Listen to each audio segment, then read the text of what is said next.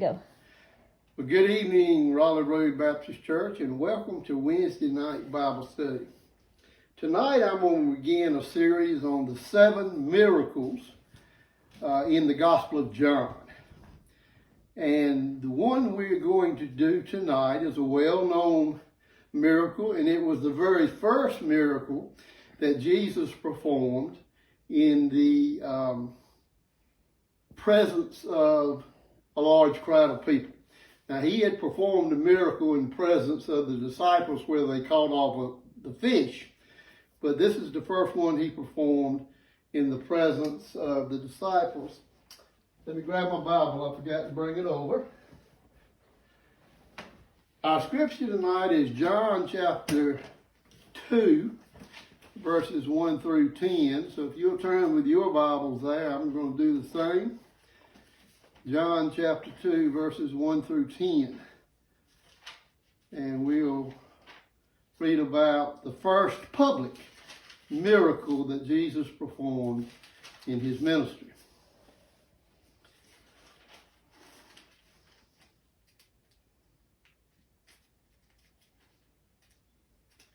Yeah, it's hard to turn the page. Kind of stuck together a little bit.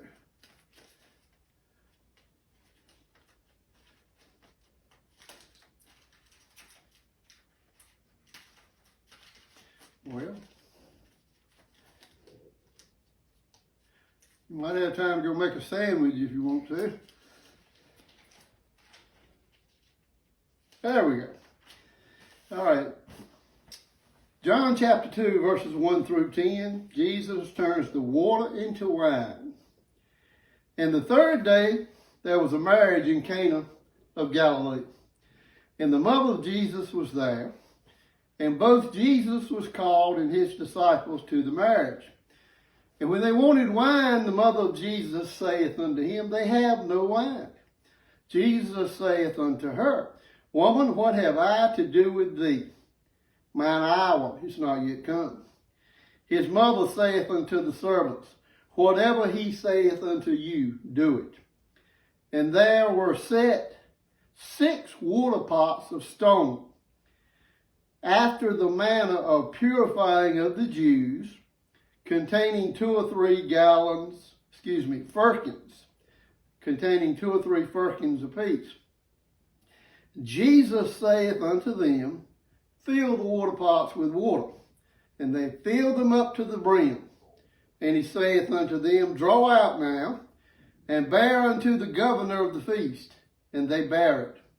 When the ruler of the feast had tasted the water that was made wine, and knew not whence it was, but the servants which drew the water knew, the governor of the feast called the bridegroom, and saith unto him, Every man at the beginning doth set forth good wine, and when men have well drunk, then that which is worse. But thou hast kept the good wine unto now.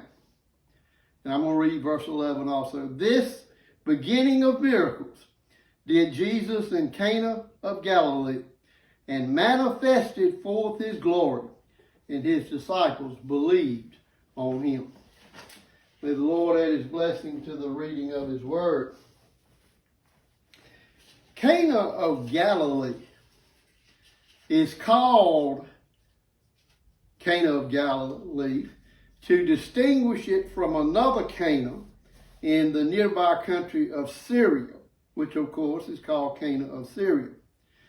It was a village that was very close to Nazareth, where Jesus and his mother and brothers and sisters lived. Saint Jerome, who was a Latin priest, stayed for a while in Palestine. And he says it was so close to Canaan, he could see Canaan from Nazareth. So the villages were very close together. There happened to be a wedding feast in Canaan, to which Mary went, and Jesus was invited, and he only had 5 or 6 disciples then, and they came with him. And at this wedding, Mary held a special place. She had something to do with the arrangements. for which she became very worried when the wine ran out. Now, Mary had enough to do with the arrangements, and she had enough authority at this particular wedding to order the servants of the house to do whatever Jesus told them to do. Now, it is thought by some theologians that Mary was the sister of the groom's mother. We'll talk more about that toward the end. You may notice there's no mention here of Joseph. The explanation to this is by this time, Jesus is about 30 years old. Joseph is probably dead.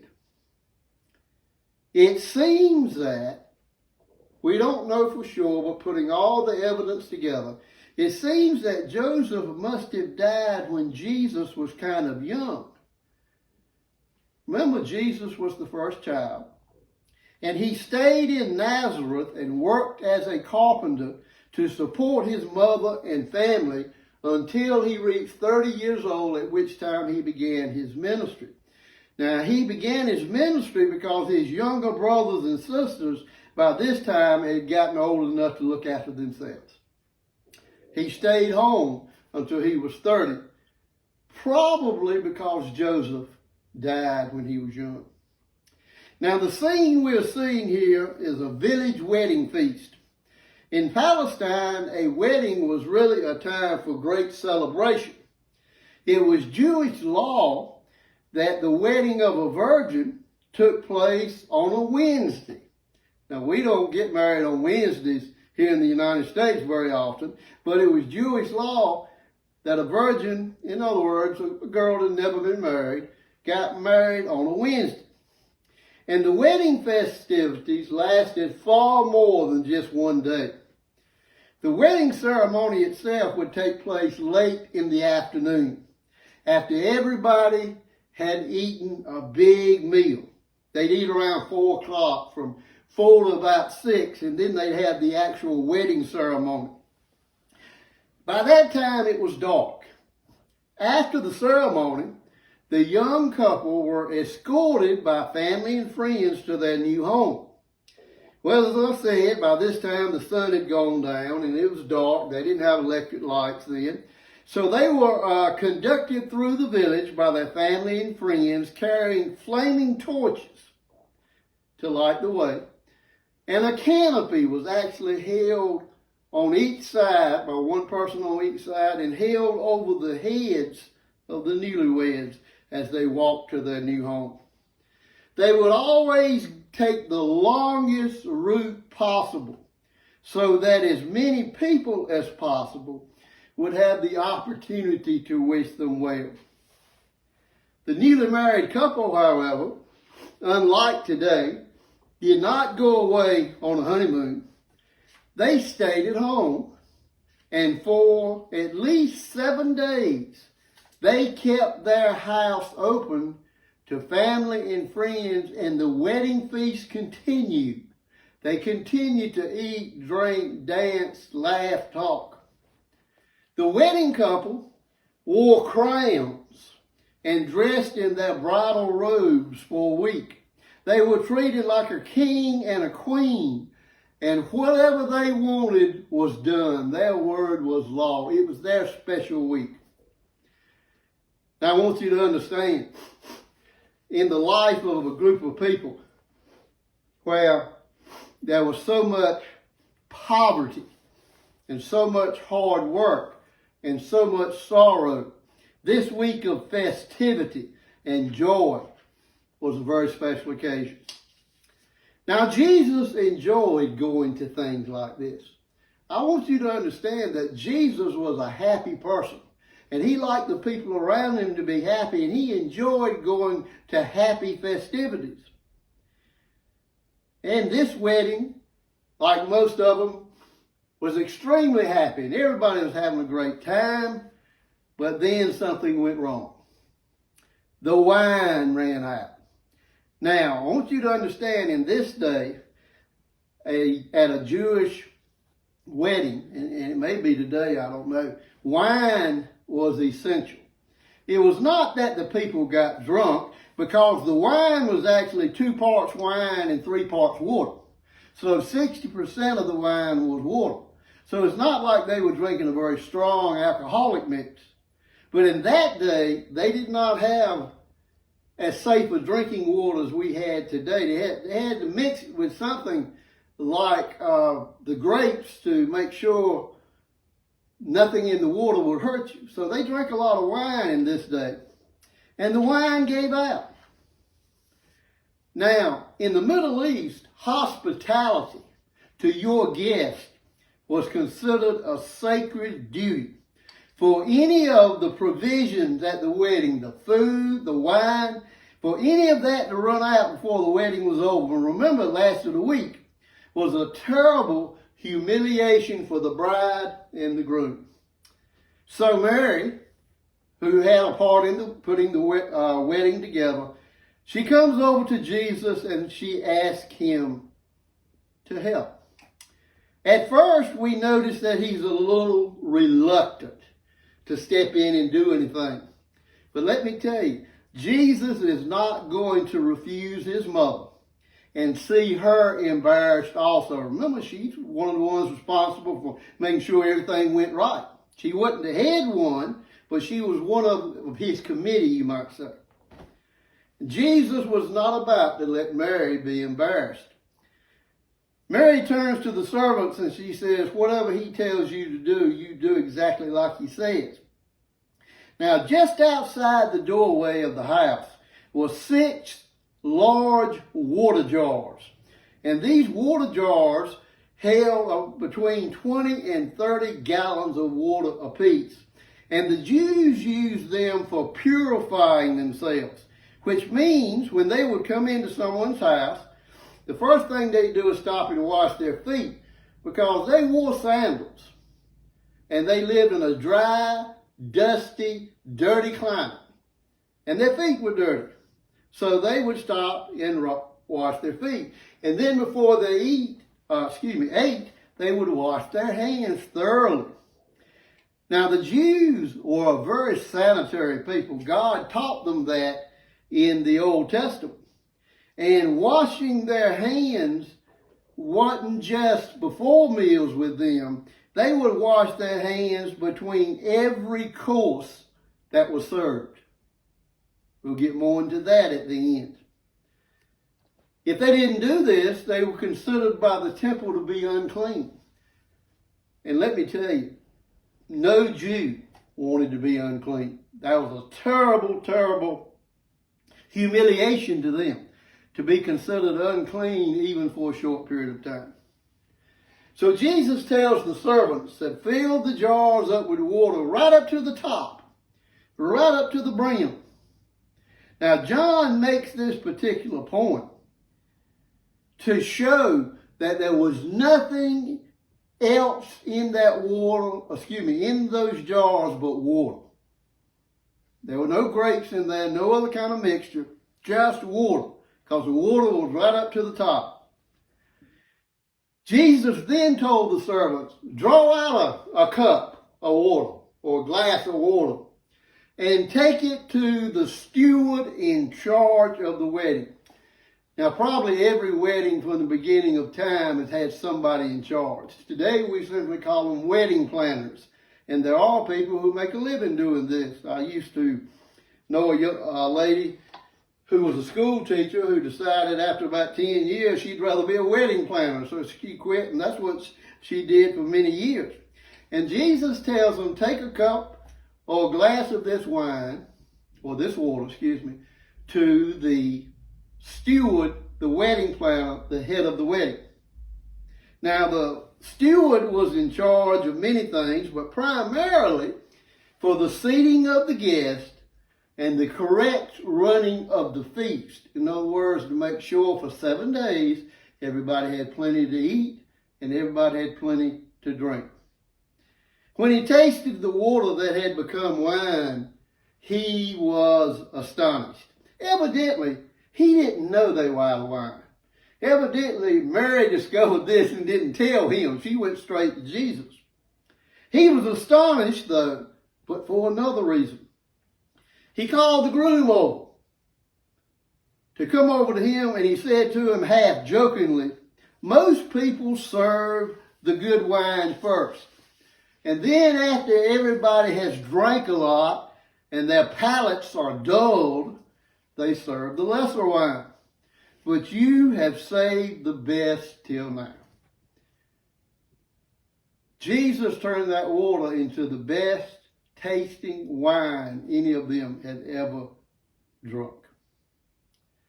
So, it was at a village girl's wedding in a Galilean village that Jesus first showed his glory to a group of people. I don't know how many of them knew what he did. I don't know whether Mary told them or not. I would think she probably did. Or even if she didn't tell them, the servants probably told them later on. But it was here at this couple's wedding that his disciples caught a dazzling glimpse of who he was. It was his first miracle before a crowd, but it would not be his last. All right, a few notes that you might find interesting about this particular miracle. Remember we said earlier in the story that some theologians believe that the groom's mother was Mary's sister. And that's why Mary had a part in the wedding.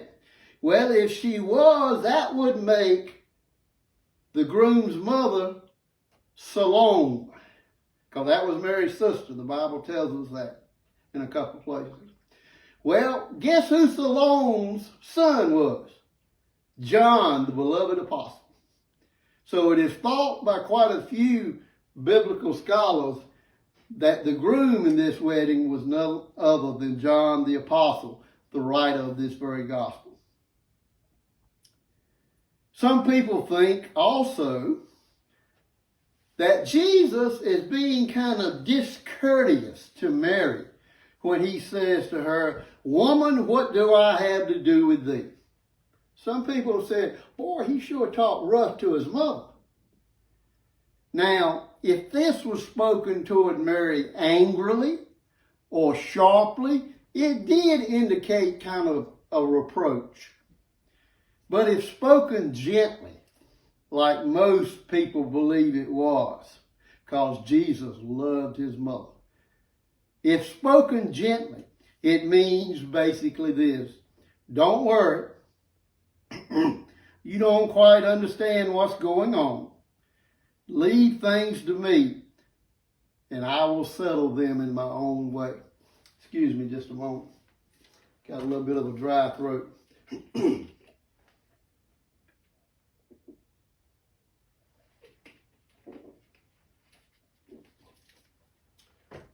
So Jesus was not being discourteous to Mary here.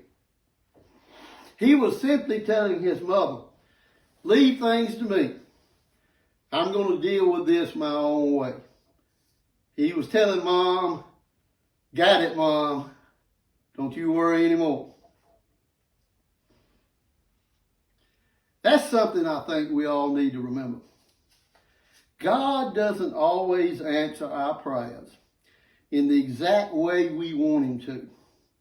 Sometimes, as Jesus did here, he answers them in his own particular way. We need to keep that in mind. Continuing on this same theme, the word woman, as he addressed his mother, he didn't say mother, he said woman.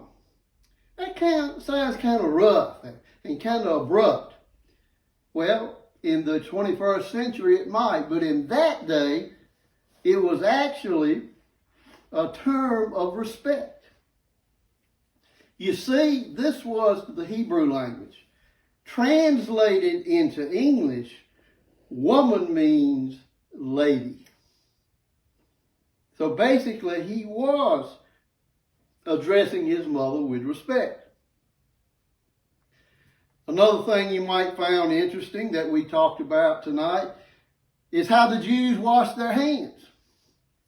Now, during the last 12 months, during this pandemic, we've been told over and over to wash our hands frequently for at least 20 seconds each time to keep from getting sick. Well, this is not anything new, folks. The Jews were doing this 2,000 years ago, and they didn't have a pandemic going on. They were very, very clean people. They believed in cleanliness. You've heard the expression, cleanliness is next to godliness. This began with the Jews. Here's how they would do it. They would have the servants pour water over the top of their hands. They'd stretch them out like this. Then they'd turn them over this side, and they'd soak them again on this side. Then they'd ball up one fist, and they'd clean their hand. Then they'd ball up the other one, and they'd clean that hand. And remember, they didn't do it just one time.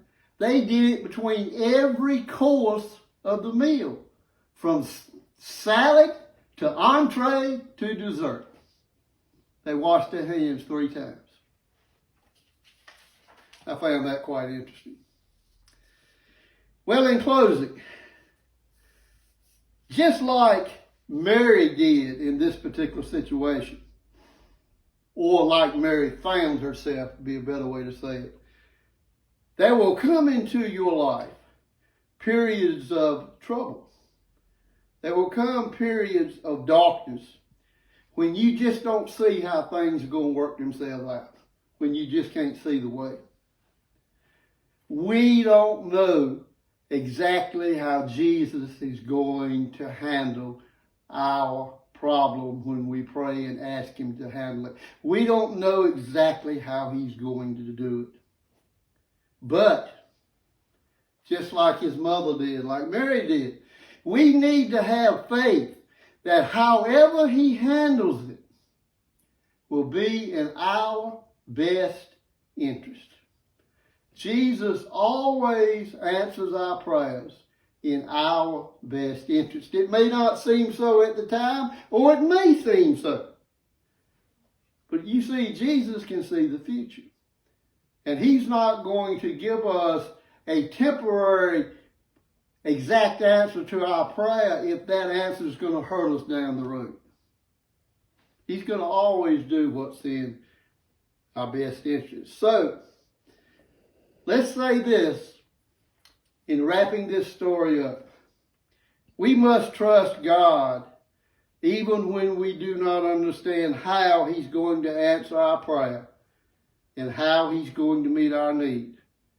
We just need to have faith and know that he is going to answer the prayer. He always does. And he always meets the need. But sometimes it's not exactly in the way we expect. I don't expect Mary had any idea Jesus was going to turn water into wine. I don't think she had any idea what he was going to do. But he did what was best for that situation. Not only did it save the couple and Mary and the governor of the feast and everybody who was in charge of the feast, not only did it save them great humiliation and made the wedding a success, it also showed the people that the Son of God was in town. And his name was Jesus. Well, I hope you've enjoyed that tonight, the first miracle. I'll have another of John's 7 miracles next week. We'll be back in the parking lot Sunday. As a matter of fact, we'll be in the parking lot, the deacons decided last night, until at least Easter. And then we'll re-examine it once again at the April deacons meeting. I hope to see you Sunday morning in the parking lot for worship service. Until then, take care, stay healthy, and God bless.